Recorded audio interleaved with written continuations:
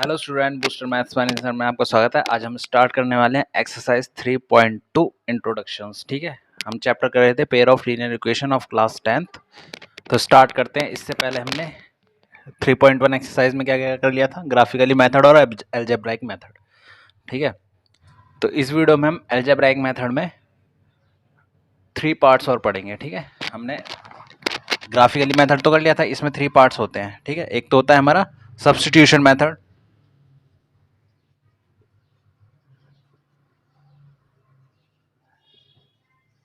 दूसरा होता है एलिमिनेशन मेथड,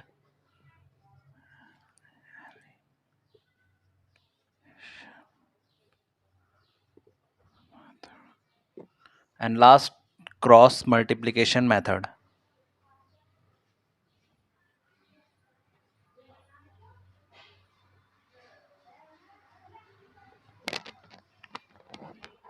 ठीक है, ये 3 मेथड होते हैं, सब्स्टिट्यूशन मेथड, एलिमिनेशन मेथड और cross multiplication method.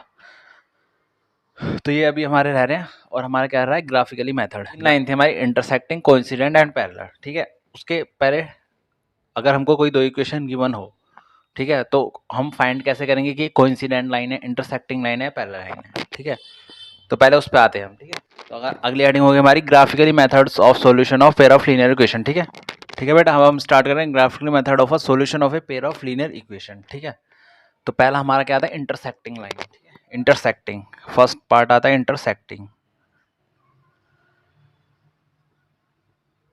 Of to line. ठीक है,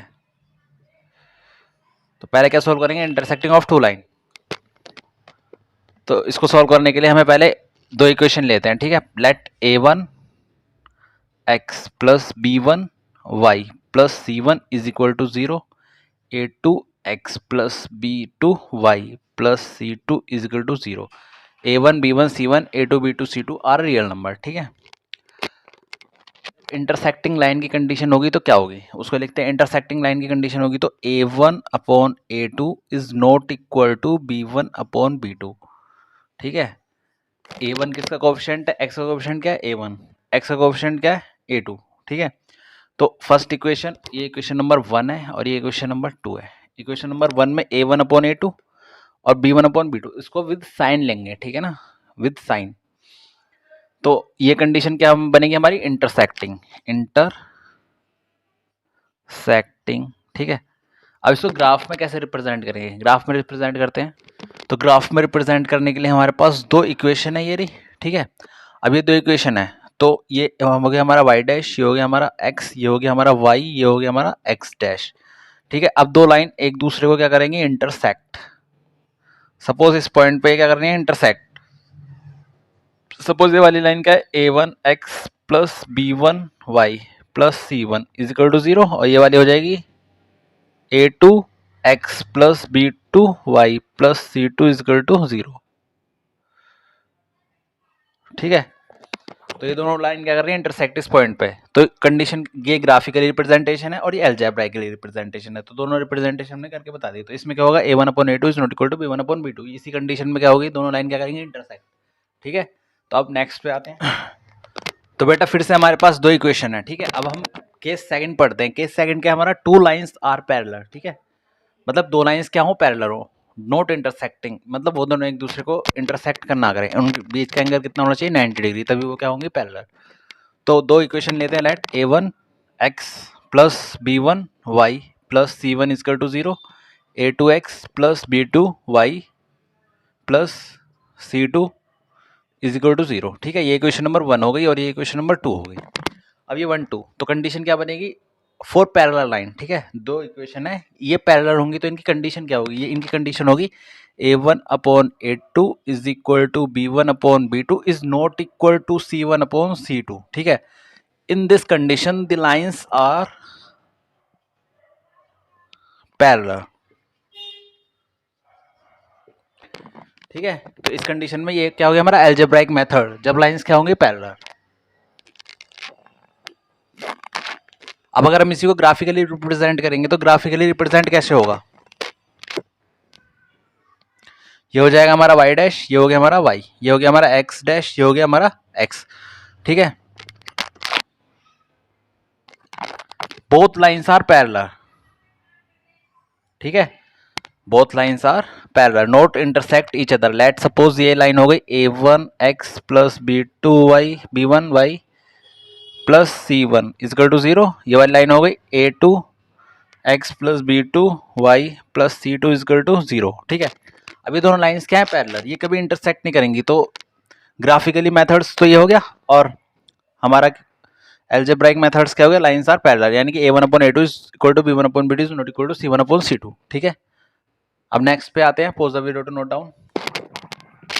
बेटा इन ग्राफिकली जब ये दोनों लाइन पैरेलल होंगी तो हमें क्या मिलेगा, नो सॉल्यूशन, ठीक है। ग्राफिकली में हमें क्या मिलेगा, नो सॉल्यूशन, और एल्जेब्राइक में क्या होंगी, दोनों लाइन्स आर पैरेलल, ठीक है। तो ये हमारा नो सॉल्यूशन क्या हो गया ग्राफिकली, और ये क्या हो गया हमारा आपका एल्जेब्राइकली सॉल्यूशन, ठीक है। और जब नो सॉल्यूशन मिलता है तो उसको क्या बोलते हैं, inconsistent pair of linear equation. For condition for no solution, for no solution the equation is called inconsistent, ठीक है ना, inconsistent pair of linear equation, ठीक है। अब हमको बस इसमें तीन बातें याद करने की है। दो, ये इक्वेशन है, ठीक है, कंडीशन क्या बनेगी, a1/a2 is equal to b1/b2 is not equal to c1/c2, तो लाइंस क्या होंगी, पैरेलल। जब लाइंस पैरेलल होंगी तो जब नो सॉल्यूशन होगा, हाँ, जब हम इसको ग्राफिकली रिप्रेजेंट करेंगे तो दोनों कहीं इंटरसेक्ट नहीं करेंगे, जब कहीं इंटरसेक्ट ही नहीं करेंगे तो हमारा कोई सॉल्यूशन ही नहीं होगा। जब सॉल्यूशन नहीं होगा तो ये इनका क्या होगा, नो सॉल्यूशन। जब नो सॉल्यूशन होगा तो ये क्या होंगे, inconsistent pair of linear equation. और जो फर्स्ट पार्ट था उसमें क्या थी, वो कंसिस्टेंट। जब इसका सॉल्यूशन होगा तो उसको क्या बोलेंगे, consistent pair of linear equation, ठीक है। तो इनकंसिस्टेंट अगर पूछेगा तो कंडीशन कौन सी बनेगी, a1/a2 equal to b1/b2 is not equal to c1/c2। और अगर कंसिस्टेंट होगी तो कंडीशन कौन सी बनेगी, a1/a2 is not equal to b1/b2, ठीक है। Pause the video to note down.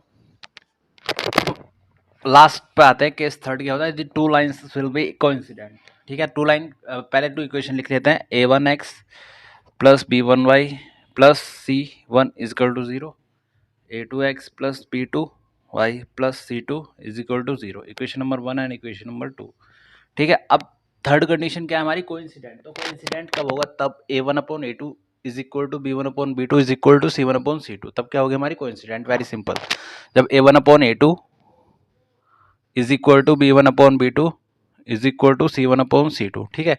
इस कंडीशंस में क्या होंगी, the lines are coincident, ठीक है। तो कोइंसिडेंट को हम ग्राफिकली कैसे रिप्रेजेंट करेंगे, मतलब एक ही लाइन होगी, दो लाइन है, ठीक है, एक लाइन ऐसे जा रही है और एक लाइन ऐसे जा रही है, ठीक है। ये लाइन क्या है, दो, एक लाइन नीचे जा रही है और एक लाइन ऊपर, ठीक है। तो लाइंस क्या करनी है आपस में, कोइंसिडेंट, एक के ऊपर एक लाइन, ठीक है। तो इस केस में क्या होगा, infinite many solution, infinite many solution, ठीक है। तो हमने क्या पढ़ा अभी,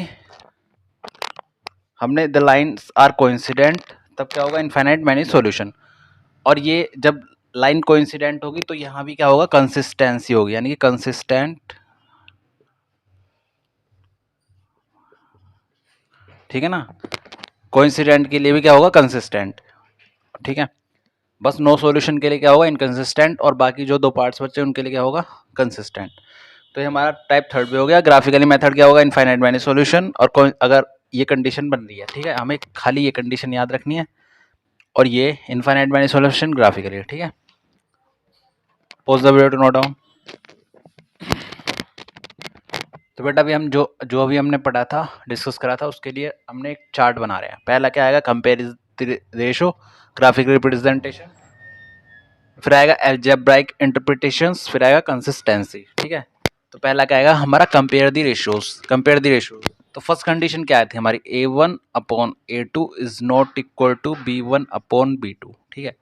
जब a1/a2 is not equal to b1/b2 होगा, जब हमारा a1/a2 is not equal to b1/b2 होगा, तो क्या होगा, इंटरसेक्टिंग लाइन, सेक्टिंग लाइन, ठीक है। लाइंस कैसी होंगी, एक दूसरे को क्या करेंगे, इंटरसेक्ट, क्रॉस, मतलब एक सॉल्यूशन मिलेगा, ठीक है। तो अलजेब्राइक क्या होगा, यानी कि वन सॉल्यूशन, वन सॉल्यूशन, खाली वन सॉल्यूशन मिलेगा, ठीक है, और उसको यूनिक भी बोलते हैं, ठीक है। जब लाइन इंटरसेक्ट करेंगे तो क्या मिलेगा, वन सॉल्यूशन। और ये कंसिस्टेंसी हो गई, क्या हो गया, कंसिस्टेंट, ठीक है ना। कंडीशन क्या है, a1/a2 equal to b1/b2 equal to c1/c2, तो क्या होगा, कोइंसिडेंट लाइन, कोइंसिडेंट, ठीक है। और यहां पे क्या होगा, infinite many solution, infinite many solution, ठीक है। और ये क्या होगा, कंसिस्टेंट, ये क्या होगा हमारा, कंसिस्टेंट, सिस्टम क्या होगा हमारा, कंसिस्टेंट, ठीक है। अब हमारा लास्ट बचता है, वो क्या था हमारा, a1/a2 is equal to b1/b2 is not equal to c1/c2, a1/a2 is equal to b1/b2 is not equal to c1/c2, तो क्या होगा हमारा ये पैरेलल लाइन, पैरेलल लाइन होगा, और क्या होगा, नो सॉल्यूशन, ठीक है। पर सिस्टम इज इनकंसिस्टेंट, ठीक है। इनकंसिस्टेंस ओनली एक ही केस में होगा, पैरेलल लाइन के केस में, और बाकी दोनों केस में क्यों क्या होगा, कंसिस्टेंट। कोइंसिडेंट लाइन का मतलब क्या होता है, एक के ऊपर एक लाइन, और पैरेलल लाइन का मतलब क्या होता है, दोनों के बीच में क्या हो, 90 डिग्री नॉट इंटरसेक्ट, ठीक है। तो ये रहा हमारा ग्राफ, इसको लर्न कर लेना, इससे इसी से रिलेटेड क्या है हमारी एक्सरसाइज। तो इस पे एक एग्जांपल करते हैं, फिर चलते हैं एक्सरसाइज 3.2 पे, ठीक है। तो एक बार और मैं रिवाइज करा देता हूँ इसको, इन नेक्स्ट एक्सरसाइज के लिए बहुत इंपॉर्टेंट है, इसी से ही एक्सरसाइज होगी। तो क्या था हमारा, a1/a2 is not equal to b1/b2, graphically solution क्या होगा, इंटरसेक्टिंग लाइन, ठीक है। अलजेब्राइक सॉल्यूशन क्या होगा, one solution, only one solution, not others, ठीक है। एंड कंसिस्टेंस होगी। अब अगला क्या, a1/a2 equal to b1/b2 equal to c1/c2, graphically क्या होगा, कोइंसिडेंट लाइन, ठीक है। अलजेब्राइकली क्या होगा, इनफाइनाइट मैनी सॉल्यूशन, और कंसिस्टेंट होगा। थर्ड है a1/a2 is equal to b1/b2 is not equal to c1/c2, parallel line होंगी, नो सॉल्यूशन, और सिस्टम इज इनकंसिस्टेंट, ठीक है। तो pause the video to note down, चलते हैं हम नेक्स्ट एक वन एग्जांपल कर लेते हैं इससे रिलेटेड, ठीक है। तो बेटा अब हम आते हैं इससे रिलेटेड, हम एक एग्जांपल करते हैं। एग्जांपल एनसीईआरटी का एग्जांपल नंबर 4 है, ठीक है। तो एग्जांपल क्या है, check graphically whether the pair of equations x plus 3y equal to 6 two x minus 3y equal to 12 is consistent, ठीक है। ये दो इक्वेशन है, अगर ये कंसिस्टेंट हैं, if so solve the graphically, तो अगर ये कंसिस्टेंट है तो हमें इनको ग्राफिकली सॉल्व करके दिखाना पड़ेगा, अदरवाइज नहीं है तो नहीं करना पड़ेगा। अब कंसिस्टेंट क्या थी, कंसिस्टेंट दो केस में थी। पहला केस क्या था, a1/a2 is not equal to b1/b2, इसमें क्या करना था, एग्जैक्टली वन सॉल्यूशन, जब एग्जैक्टली इसमें वन सॉल्यूशन बन रहा था, ठीक है। तो अब ये क्या था, कंसिस्टेंट। और दूसरा केस क्या था, कोइंसिडेंट, यानी कि a1/a2 is equal to b1/b2 is equal to c1/c2, जिसमें इनफाइनाइट मैनी सॉल्यूशन हो रहे थे। तो अगर वो दो केस इसमें से, उन दोनों में से एक भी केस बनता है, तब भी क्या होगा, ये कंसिस्टेंट होगा, ठीक है। और इनकंसिस्टेंट किसमें था, खाली पैरेलल लाइन में, वो क्या था, a1/a2 is equal to b1/b2 is not equal to c1/c2, ठीक है। तो पहले स्टार्ट करते हैं, ठीक है। तो इक्वेशन लिखते हैं, x plus 3y is equal to 6 and 2x minus 3y is equal to 12, ये फर्स्ट इक्वेशन है, ये टू इक्वेशन। अब इनको कंपेयर करेंगे, कंपेयर वो दो इक्वेशन से करेंगे। इक्वेशन क्या थी हमारी, a1x, इक्वेशन क्या थी हमारी, a1x plus b1y plus c1 is equal to 0, ठीक है। दूसरी क्या थी, a2x plus b2y plus c2 is equal to 0, ठीक है। अब देखो ये इक्वेशन इस फॉर्म में नहीं है, तो पहले इसको इस फॉर्म में लिख लेते हैं। इस फॉर्म में लिखने के लिए क्या होगा, x प्लस 3y, ये प्लस का इधर आके किसका हो जाएगा, -6, ठीक है, इज इक्वल टू 0, इस फॉर्म में आ गई। ऐसे इसको लिख लेते हैं, 2x माइनस 3y, ये प्लस का इधर आके माइनस का 12 इज इक्वल टू 0। अब ये दोनों हमारी सेम फॉर्म में हो गई, ठीक है। अब हम हमारी यहाँ पे a1 क्या है, 1, ठीक है। x का कोएफिशिएंट जो होगा वही क्या होगा हमारा a1, x का कोएफिशिएंट क्या है यहाँ पे 1, ठीक है। तो पहले कंडीशन लिखते हैं, दो कंडीशन थी। पहली क्या थी, a1/a2 is not equal to b1/b2, ठीक है। जब ये कंडीशन बनेगी तब क्या होगा, हमारा सॉल्यूशन इन कंसिस्टेंट होगा, ठीक है, कंसिस्टेंट। तो देखते हैं, तो a1 क्या है हमारा 1, ठीक है। a2 क्या है हमारा, a2 क्या होगा, दूसरी इक्वेशन का कोएफिशिएंट यानी कि 2 is not equal to B one क्या है हमारा, बी वन है हमारा 3, बी वन वाई का कोएफिशिएंट, और बी टू क्या है हमारा वाई का कोएफिशिएंट यानी कि माइनस का 3।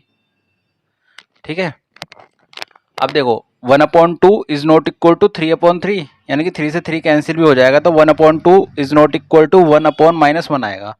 ठीक है, मतलब ये दोनों नॉट इक्वल नहीं आ रहे, तो क्या मिलेगा हमको, exact one solution and they system is consistent. ठीक है, वन सॉल्यूशन मिल रहा है, सिस्टम क्या है, कंसिस्टेंट। अगर सिस्टम कंसिस्टेंट होगा तो हमें किस पे सॉल्व करना पड़ेगा, इसको ग्राफिकली। तो अब इसको क्या करते हैं, ग्राफिकली रिप्रेजेंट करते हैं। ठीक है, तो ग्राफिकली के लिए हमको क्या पता होनी चाहिए, इसके कोऑर्डिनेट्स। तो पहले कोऑर्डिनेट्स निकाल लेते हैं इसके। तो कोऑर्डिनेट्स निकालने के लिए पहले कोऑर्डिनेट्स इक्वेशन नंबर 1 का निकालते हैं, x plus 3y minus 6 is equal to 0। ठीक है, पहले x की वैल्यू क्या रख देते हैं, 0। जब हम x को 0 रखेंगे तो x 0 हो जाएगा, plus 3y minus 6 is equal to 0। ये माइनस का उधर जाके प्लस का 6, और 3 1 3, 3 2 6, तो y की वैल्यू कितनी हो जाएगी, 2। ठीक है ना,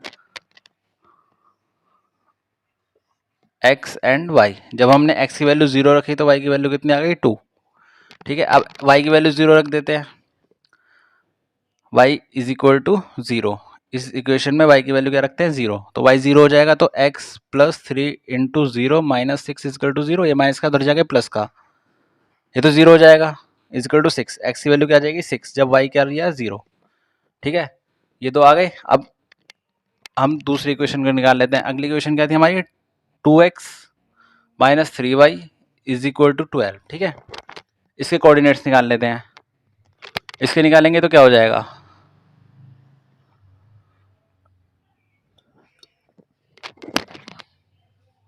इसके निकालते हैं। इसके निकालने के लिए पहले पुट करेंगे x इजिकल टू 0। जब x को 0 रखेंगे तो ये पूरा 0 हो जाएगा, बचेगा minus 3y is equal to 12। ठीक है, तो y इजिकल टू कितना आ जाएगा, माइनस का 4, क्योंकि 3 1 3, 3 4 12। ठीक है, तो हमने क्या रखा, x 0, y का आ गया माइनस 4।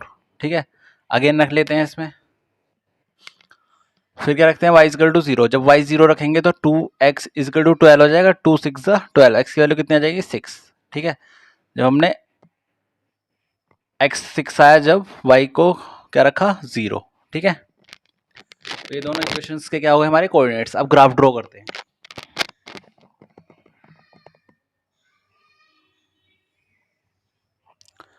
1 2 3 4 5 6। ठीक है, और x की वैल्यू भी 6 तक जा रही है, 1 2 3 4 5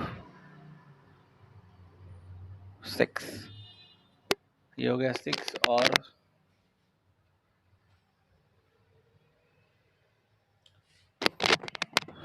-1 -2 -3 -4 -5। ठीक है, अब देखो इनको रिप्रेजेंट करते हैं ग्राफ पे। पहले क्या है, 0/2, यानी कि x की वैल्यू 0, 0 कहाँ पे होगी, ओरिजिन पे ही होगी। ठीक है, और फिर क्या है, 2, 2 कहाँ पे होगा, y पे, यानी कि ये पॉइंट क्या हो जाएगा हमारा, 0,2। ठीक है, हमेशा याद रखना जब भी 0 होता है तो वो ओरिजिन पे ही होता है। फिर y की वैल्यू क्या थी हमारी, 2, तो 2 पे जाएंगे, यही पॉइंट क्या हो जाएगा, 0,2। ठीक है, फिर 6,0, 6 क्या था हमारा, x एक्सिस पे 6 ये रहा, और 0 यहीं पे होगा, तो यही पॉइंट क्या हो जाएगा, 6,0। ठीक है, ठीक है बेटा, 0,2 क्या होगा, 0 तो यहीं पे होगा और 2 यहाँ पे आ जाएगा, तो 0,2। अब 6,0 कहाँ पे होगा, x एक्सिस पे क्या होगा, 6, और यहीं पे क्या हो जाएगा, तो 0, ये क्या हो जाएगा हमारा 6,0। अब इसको लाइन को क्या कर देंगे, ज्वाइन ऐसे करके। ठीक है, अब नेक्स्ट बनाते हैं। नेक्स्ट क्या है हमारा, 0, -4, 0 तो यही है, -4 कहाँ होगा, यहाँ, तो ये पॉइंट क्या हो जाएगा, 0,-4। अगला क्या लेना है हमको, 6,0, सॉरी 6,0, 6,0 कहाँ होगा, 6 x एक्सिस पे, और 0 यहीं होगा, तो ये क्या हो जाएगा, 6,0। तो इस वाली लाइन को और इस वाली लाइन को क्या कर देंगे, ज्वाइन। ठीक है, अब दोनों जहां पे कट करेंगे वही क्या हो जाएगा, हमारा सॉल्यूशन, एग्जैक्टली वन सॉल्यूशन। तो कहाँ पे पॉइंट कर रहे हैं, इसी पॉइंट पे कट कर रहे हैं, यानी कि 6,0 पे। तो यही क्या बन रहा है, एग्जैक्टली वन सॉल्यूशन। ठीक है, तो x इक्वल टू कितना आ रहा है, 6, y इक्वल टू कितना आ रहा है, 0। ठीक है ना, और नो एग्जैक्टली वन सॉल्यूशन मिल रहा है, ठीक है। जब वन सॉल्यूशन मिलता है तो लाइन क्या करती है, इंटरसेक्ट, तो लाइन भी क्या हो रही है, इंटरसेक्ट हो रही है, ठीक है। ये मैंने ग्राफ पे ड्रॉ नहीं करा इसलिए थोड़ा टेढ़ा लग रहा है, पर आप ग्राफ पे ड्रॉ करोगे तो बिल्कुल सेम ऐसे ही बनेगा, ठीक है ना। तो ये हमने इस पे बेस्ड क्वेश्चन भी कर लिया। सबसे पहले क्या करा था, दोनों इक्वेशन को सिंप्लीफिकेशन फॉर्म में लिखा, इनको इससे कंपेयर करके हमने देखा कि कंसिस्टेंट है या नहीं है, तो ये कंसिस्टेंट हमारा निकल गया। जब कंसिस्टेंट था तो हमने इसका क्या कर दिया, ग्राफिकली सॉल्यूशन कर दिया, ठीक है। तो pause the video to note down. ये था इंट्रोडक्शन एक्सरसाइज 3.2 का। अब हम 3.2 का सॉल्यूशन करेंगे, ठीक है। चैनल को लाइक शेयर सब्सक्राइब जरूर करें, ठीक है। जय हिंद, राम राम।